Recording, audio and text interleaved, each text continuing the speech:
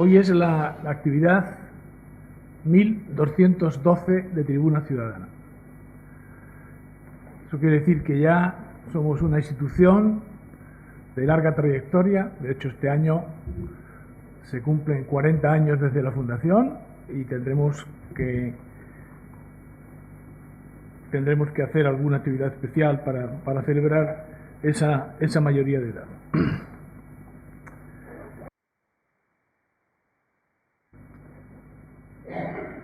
Me toca a mí presentar al conferenciante de hoy y eso es una situación un tanto especial. Antes de presentarle, de referirme a hacer una presentación muy personal sobre él, pero antes quiero comentar sobre de qué va la cosa, ¿no? Hace 100 años aproximadamente, la vida media de los españoles y de los europeos era de unos 40 a 42 años. Y en este momento la vida media de los españoles es aproximadamente la esperanza de vida, perdón, quería decir, es de aproximadamente el doble, de más de 80 años. Esto se debe a muchas cosas, pero claramente en estos momentos hay una aceleración tecnológica que está impulsando todavía más esta transformación y probablemente en este aspecto es posible que se alargue todavía más nuestra esperanza de vida. Y aquí seguro que va a contar algo la inteligencia artificial. La inteligencia artificial en el campo de la medicina pretende, o una de las líneas en las que se está desarrollando, pretende avisarnos de las amenazas que nos acechan antes de que se desarrollen los primeros síntomas. Esto tiene sus ventajas y sus inconvenientes, porque hay un riesgo evidente de sobrediagnóstico y esto pues para los hipocondríacos puede ser un poco complicado, ¿no? En este momento aproximadamente el 90% de los recursos humanos y recursos materiales que se utilizan en medicina se utilizan para la atención de las enfermedades cuando ya se ha desarrollado la enfermedad, cuando ha empezado, y fundamentalmente con estrategias curativas. Pero las estrategias preventivas, que es una de las líneas que claramente sobre lo que va a incidir la inteligencia artificial, pues va a cambiar las cosas. En realidad las máquinas, los ordenadores, ya han comenzado a ganarnos a los humanos en la predicción del riesgo de muchas enfermedades como el cáncer, las enfermedades cardiovasculares, las enfermedades neurodegenerativas, etc., ¿no? Y hay previsiones de que la inteligencia artificial podrá ahorrar, si las cosas van bien, en recursos fundamentalmente materiales, una fracción muy importante del inmenso gasto que tenemos todos los países medianamente desarrollados para esto. La estimación es que el año pasado en España los gastos en la actividad sanitaria fueron de 75.000 millones de euros. Y en los Estados Unidos, que es donde siempre está la referencia, fueron de más de 3 billones de euros. Y los ahorros probablemente pueden ser del 20% cuando las cosas vayan adecuadamente. La clave de la inteligencia artificial en todas estas cosas es que la inteligencia artificial puede hacer cosas que los humanos no podemos hacer, ¿no?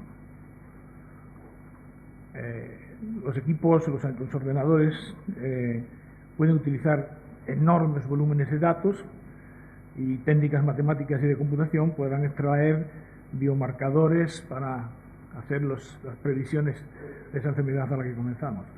De esto es lo que nos va a hablar Francisco Álvarez, Paco Álvarez, en la conferencia de hoy, y va a desarrollar estas ideas y va a hablarnos de un ejemplo concreto en el que ellos, en el Hospital Central de Asturias, están trabajando.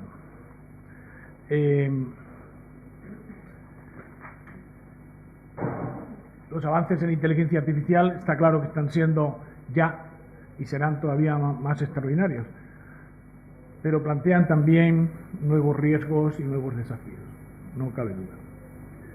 Por ejemplo, plantean dilemas éticos. Y estos nuevos riesgos, estos nuevos desafíos son los que nos hemos planteado en Tribuna Ciudadana de discutir en este ciclo sobre inteligencia artificial, ¿no? Entre los dilemas éticos está claro, por ejemplo, que tendremos que plantearnos hasta dónde estamos dispuestos a renunciar de nuestra privacidad para garantizar la salud. Es un binomio que probablemente sobre el que habrá que tomar decisiones. O otro ejemplo, si se hace un seguimiento a tiempo real, como es previsible que se haga, de todos los pacientes, una pregunta que podemos hacernos es: ¿puede el sistema establecer sanciones para aquellos que no cumplan las pautas que se le están orientando? Eso no deja de ser un dilema ético. Estas cuestiones, por ejemplo, las vamos a tratar en la conferencia, en la mesa redonda que Tribuna organizará dentro de ese ciclo el próximo 13 de marzo. Y también, evidentemente, los riesgos y los desafíos van también por el lado de los impactos sociales que puede tener la aplicación de la inteligencia artificial. ¿Cuántos empleos van a desaparecer? ¿Qué nuevos empleos van a aparecer? ¿En qué proporción? ¿Con qué velocidad? Todas esas cosas son aristas de todo esto. Eso lo trataremos también en una conferencia el 27 de marzo a cargo de la profesora Luz Rodríguez, que es profesora de Derecho del Trabajo en la Universidad de Castilla-La Mancha y experta en estas cuestiones. Respecto al conferenciante, yo diré que yo conocí a Paco Álvarez, como todo el mundo le conoce, a mediados de la década de los 70 del siglo pasado, cuando Sofía, mi fallecida esposa, y yo nos vinimos unos meses a Oviedo antes de irnos a vivir a los Estados Unidos. Aquello, parafraseando la famosa escena de Casablanca, fue el principio de una larga amistad. Desde entonces nuestras familias han crecido juntas y con una muy estrecha relación. Entonces, y a lo largo de los años en los que hemos sido amigos, he constatado la enorme capacidad que tiene Paco para alimentar las relaciones de amistad. Me sorprendió entonces, y todavía casi me sigue sorprendiendo, que uno de los núcleos más importantes de la amistad en torno a Paco estaba formado por aquellos que estudiaron el bachiller juntos en el Colegio Hispania, en lo que hoy es la sede del Colegio de Arquitectos, en el Campillín. Ese grupo de amigos que se conocieron cuando eran adolescentes todavía sigue siendo activo y seguía cuando nos conocimos. Con el tiempo nos han dejado entrar algunos que hemos llegado más tarde y disfrutamos de esa amistad. Mucho más tarde vi una película de un realizador asturiano, por cierto, de Tom Fernández, que la recomiendo vivamente, que se llama La Torre de Suso. Es una película genial donde describe las relaciones de amistad absolutamente inquebrantables precisamente de un grupo de amigos de los valles mineros asturianos. Y cuando yo vi esa película veía a la gente del Colegio Hispania y a los que nos fueron añadidos. Así que disfrutar de una amistad así es un verdadero privilegio. Cuando nos conocimos, Paco era ya licenciado en química, estaba trabajando en su tesis doctoral que dirigía, como la mía, el prematuramente desaparecido Santiago Gascón. Entonces nosotros nos iríamos rápidamente para Estados Unidos y para Paco ya se estaba preparando un futuro. Ya tenía apalabrado, de alguna manera, el que después de terminar su tesis doctoral se iba a marchar a trabajar al laboratorio de una persona que se llamaba y se llama Leland Harwell en Seattle, en los Estados Unidos. Y si Paco hubiera seguido esa línea, no sería ahora lo que es, pero estoy seguro de que sería un destacadísimo investigador, pero lejos, esa es mi presunción, lejos de la bioquímica clínica. ¿Por qué digo esto? Pues porque en aquellos años, en el laboratorio de Leland Harwell en Seattle, se estaba trabajando, se hicieron contribuciones esenciales para descubrir las leyes por las que, lo que llamamos en biología y en bioquímica, la regulación del ciclo celular, que directamente está relacionado con la proliferación celular, el cáncer, etc.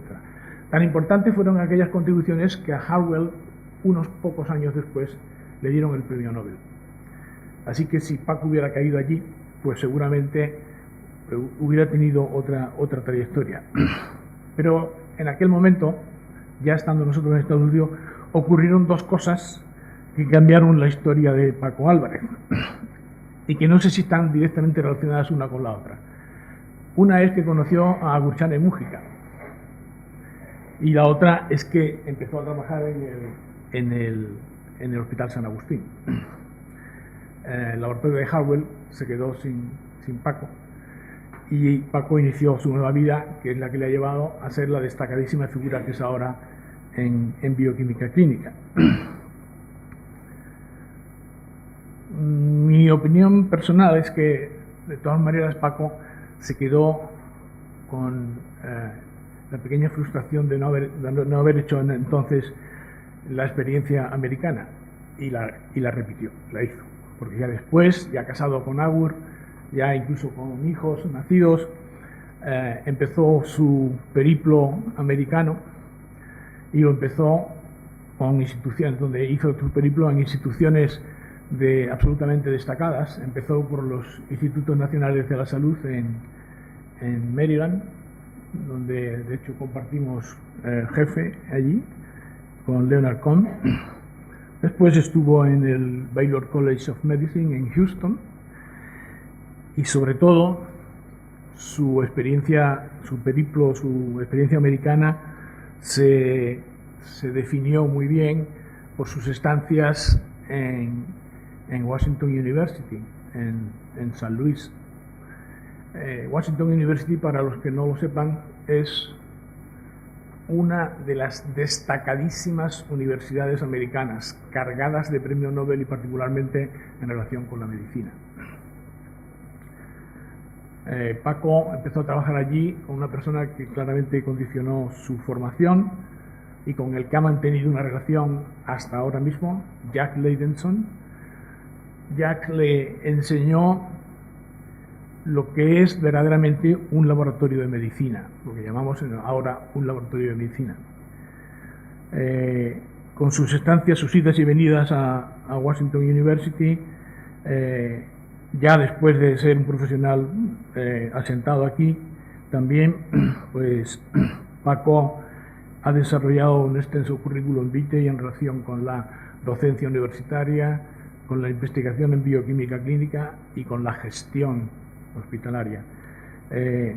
Por eso, probablemente, Paco Álvarez ha sido uno de los pilares en los que se ha sustentado el diseño del nuevo Hospital Central Universitario de Asturias.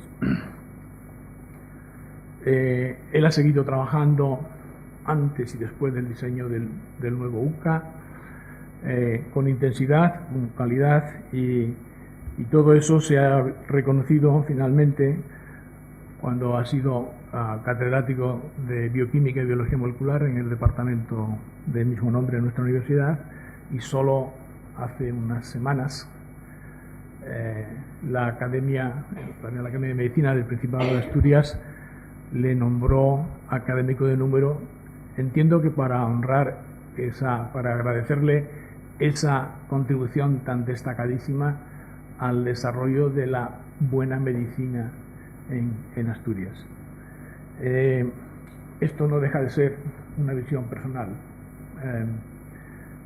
pero supongo que los que conocen a Paco como yo estarán de acuerdo, por lo menos en el 80% de los casos, de que es una persona excepcional en lo humano y en lo profesional. Les dejo con Paco. Bueno, buenas noches a todos. En primer lugar, agradecer a Tribuna Ciudadana que haya tenido esta deferencia de invitarme a dar esta charla, y obviamente agradecer al presidente de Tribuna Ciudadana, a Pedro Sánchez Lazo, el que haya hecho esta introducción.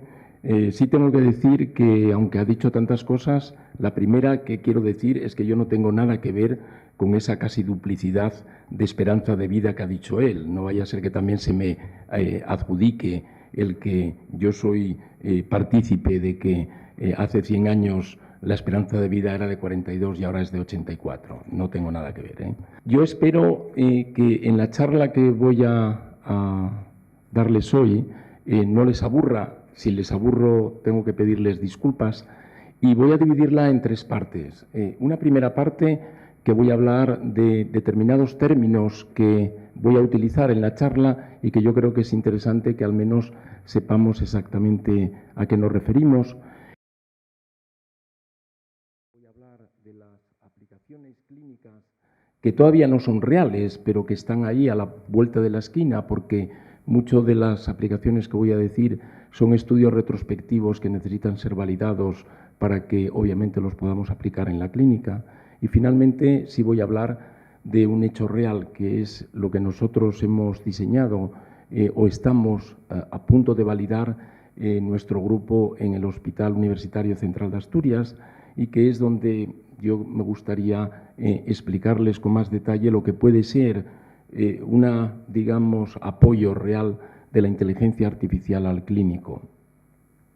Voy a comenzar entonces, la verdad es que desde aquí no veo nada, con lo cual voy a tener que ir a sentarme aquí para poder hacer la charla.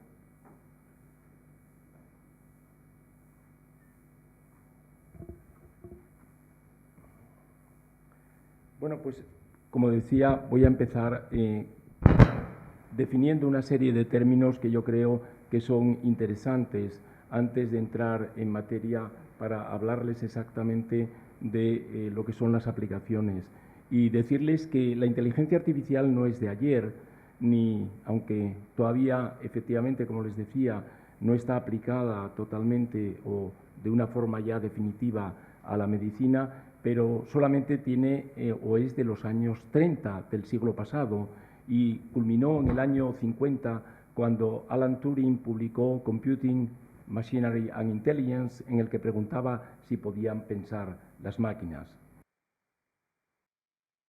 En el año 56, quien definió la inteligencia artificial como la ciencia e ingeniería de hacer máquinas inteligentes de forma similar a los humanos. Tiene dos ramas la inteligencia artificial en la medicina. Una es la parte robótica, que es la parte física, y otra la parte virtual, que es el machine learning, que es el que nosotros vamos a utilizar y les mostraré más tarde en nuestro proyecto. Y este machine learning tiene dos formas, una fundamentalmente, aunque tiene tres, fundamentalmente una supervisada y una no supervisada.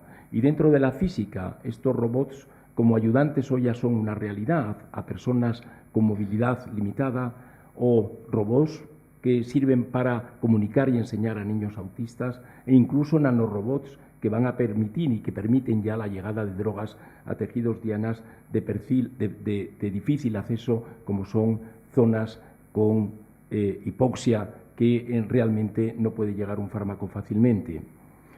Por lo que respecta al Machine Learning, fue Arthur Samuel en 1959 quien definió el Machine Learning como un campo de estudio que ofrece a los ordenadores la habilidad para aprender sin estar expresamente programados. Y el Machine Learning es un tipo virtual de inteligencia artificial que permiten a aplicaciones de software ser más precisas en predecir resultados. El Machine Learning lo que hace es construir algoritmos que van a recibir datos y utilizando análisis estadísticos van a poder predecir resultados dentro de un rango aceptable. ¿Qué significa esto dentro de un rango aceptable? Significa exactamente que el número de falsos positivos y el número de falsos negativos, hablando en medicina, sean lo más bajo posible. Ese es un rango aceptable y a lo que nosotros tenemos que tender. En medicina no hay nada al 100% y vamos a verlo cuando yo les muestre o les muestre en particular nuestro programa, de que efectivamente el acierto nunca es total. Les decía que el Machine Learning tiene una parte supervisada y una parte no supervisada. Nuestro diseño es obviamente supervisado. ¿Y qué significa supervisado? Supervisado significa que hay una entrada de datos y hay un supervisor que es el que entrena esos datos hacia un determinado resultado. Es decir, en nuestro caso concreto, me adelanto ya, para decírselo, haciendo un pequeño spoiler de la charla, de que nuestro resultado deseado es que nosotros podamos diagnosticar o que podamos descartar una preeclampsia. Eso es para lo que nosotros entrenamos nuestro, digamos, Machine Learning, nuestro algoritmo.